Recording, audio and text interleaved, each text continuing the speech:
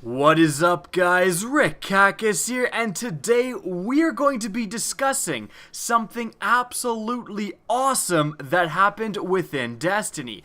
Now, yesterday was pretty hectic, both, of course, in real life and even within just the Destiny community. I mean, we had the launch of Access Challenge Mode and the Iron Banner on the exact same day. So something that kind of went maybe unnoticed was the installment of a small patch. Patch 2.4.1.1. I'm dead serious, that's what it's called. And this small patch introduced mainly some quality of life improvements, like it fixed an exploit where on Skyline, the Crucible map, you could get on top of a rooftop and stuff like that. But something it also did, that although this was, said by all to be a small patch, something that it did that absolutely is going to change Destiny drastically is going to introduce what is essentially 20 new weapons properly into the loot table, is that they have finally fixed, again, the loot table drop rates for engrams. So, before yesterday, before patch 2.4.1.1, in the Rise of Iron, we got entirely new weapons for the Crucible vendor and the Vanguard vendor. And although you could go and buy those weapons, and you still can, and some of them have great rolls, you couldn't really gain them naturally. You couldn't really get the God rolls on any of those weapons because they weren't dropping properly. Really, the only way to gain access to random rolls of those weapons was to actually rank up in your Crucible or Vanguard rating and then go and get a package that would hopefully contain one of these weapons. But with the small patch that was introduced yesterday, finally, when you decrypt engrams, so when you decrypt legendary engrams, or when you decrypt blue engrams and they turn into purples, you can finally have a crack at the new Rise of Iron, Crucible, and Vanguard legendary weapons.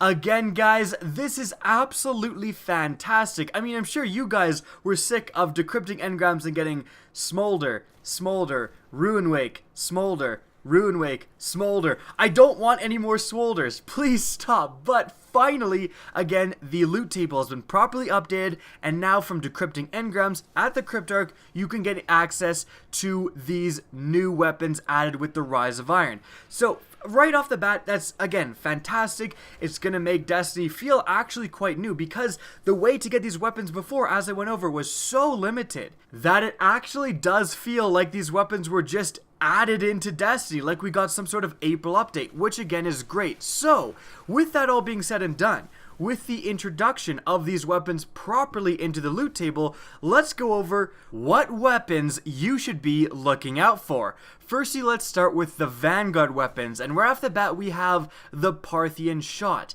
This pulse rifle belongs to the spare change archetype.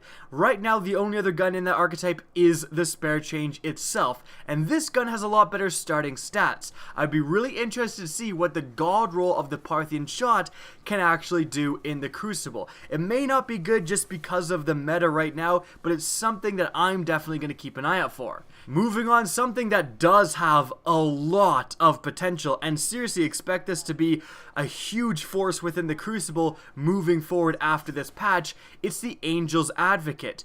This weapon has the exact same rate of fire and impact as the Mida multi-tool. So this and the Distant Star Iron Banner weapon are doing the same damage. As you can see, that's huge. The Iron Banner, Distant Star, and the Mida are just incredible in PvP, and this weapon is going to be no different. Definitely keep your eye out for good rolls on the Angel's Advocate. Really, all you need is to improve that stability. That's the one stat that is definitely lacking, but other than that, you'll have a very powerful scout rifle for PvP. Moving on to the Crucible weapons, the B29 Party Favor is definitely something to look out for. It's basically a Hawksaw Jr. Not exactly as good as the original Hawksaw, but pretty damn close. If you can get a God roll on this, it's basically going to be like getting a God roll Hawksaw.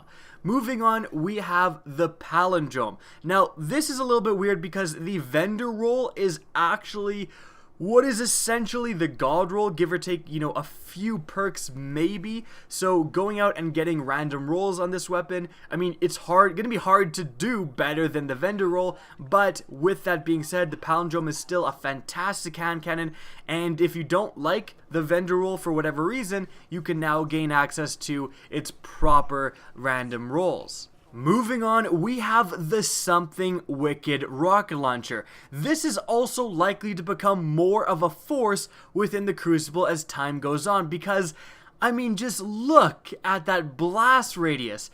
This is one of the best blast radiuses on any rocket launchers that you can find in Destiny, period. It is absolutely phenomenal. You can shoot this thing at, an A flag and kill people on the B flag, for goodness sakes. But now we finally get access to something that isn't this trash vendor roll, and so we can get this thing with tracking, with triple tube, grenades and horseshoes. So again, the good rolls of this are likely to become seen more and more within the Crucible. And heck, it probably wouldn't even be that bad in PvE either. And moving on, the last weapon you should really be looking out for is the Event Horizon Sniper Rifle. This weapon fits in to the Black Spindle damage archetype. So stuff like the Ex Machina, the Devil's Dawn, and of course the Black Spindle Zen Meteor are all going to be doing this same rate of fire and impact. I'm sure you guys know stuff like the Ex Machina, stuff like the Devil's Dawn is pretty damn good, especially in PvE. You can get really good performance out of them in the raid and other PvE activities, but also in the Crucible, now that these are the only snipers that can consistently one-shot supers, I should say the only archetype that can consistently one-shot any super, this Event Horizon is actually the only weapon of this archetype that you can get purely random rolls. You can actually get any perk roll with this weapon. So if you want triple tap, you can look for one with triple tap. If you want certain perks on this archetype of sniper rifle, the Event Horizon is really your only access to that, because all of the other snipers in this category come with predetermined rolls. So that is pretty cool. The Event Horizon is also going to be more of a force likely, as better rolls come out in PvP and PvE.